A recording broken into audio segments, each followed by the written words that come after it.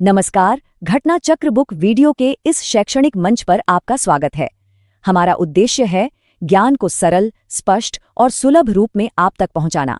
आइए आरंभ करते हैं अध्ययन और सफलता की। तो चलिए आज बात करते हैं नवंबर 2025 के उस एक खास हफ्ते की जो भारत की राष्ट्रीय रणनीति के लिए एक बहुत बड़ा मील का पत्थर साबित हुआ।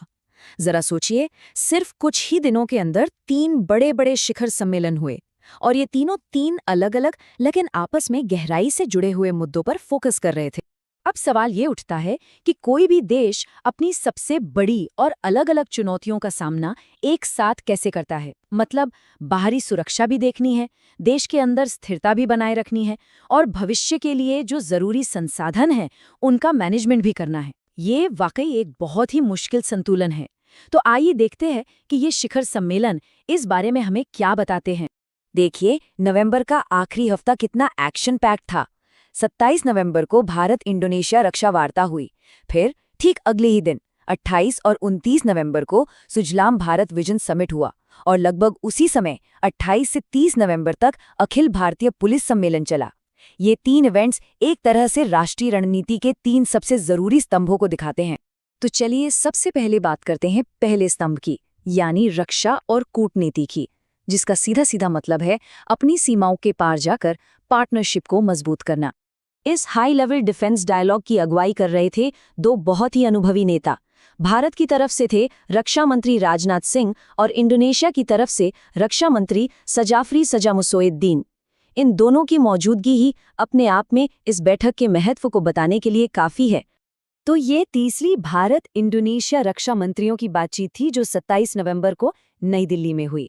देखिए, ये कोई आम औपचारिक बैठक नहीं थी, बल्कि इसे हिंद प्रशांत क्षेत्र में रणनीतिक सहयोग को और मजबूत करने और जो कॉमन सिक्योरिटी चैलेंजेस हैं उनसे निपटने की दिशा में एक बहुत बड़ा कदम माना जा रहा है। अब आते दूसरे स्तंभ पर, जो सुनने में भले ही अलग लगे लेकिन पहले से बहुत गहराई से जुड़ा हुआ है, और वो है एक बेहद जरूरी संसाधन को सुरक्षित करना, यानी भारत के पानी के भविष्य के लिए एक विजन तैयार करना। तो सुजलाम भारत विजन समिट जो 28-29 नवंबर को नई दिल्ली के भारत मंडपम में हुआ, उसी जल शक्ति मंत्रालय ने आयोजित किया था। इसका मकसद सिर्फ पानी की कमी पर चर्चा करना नहीं था, नहीं, इसका विजन कहीं ज्यादा बड़ा था।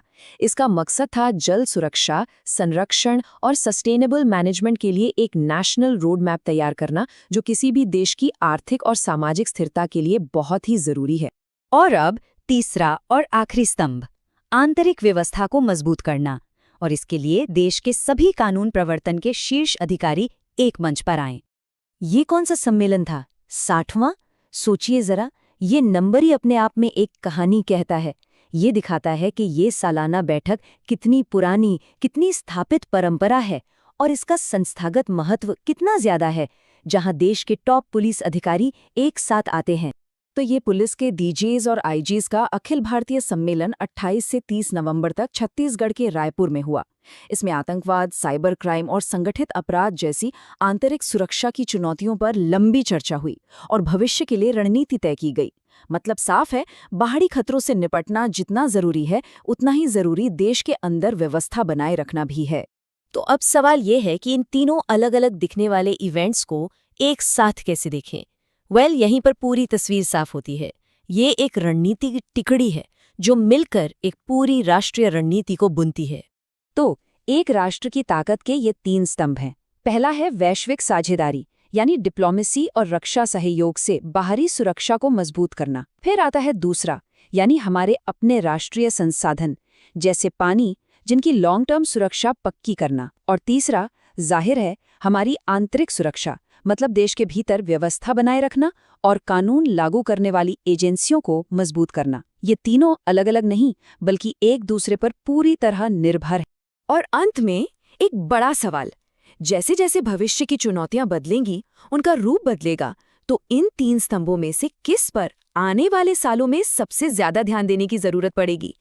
हमारे बाहरी संबंध, हमारी आंतरिक स्थिरता या फिर हमारे प्राकृतिक संसाधन? इस सवाल का जवाब ही कहीं ना कहीं भारत के भविष्य की दिशा तय करेगा।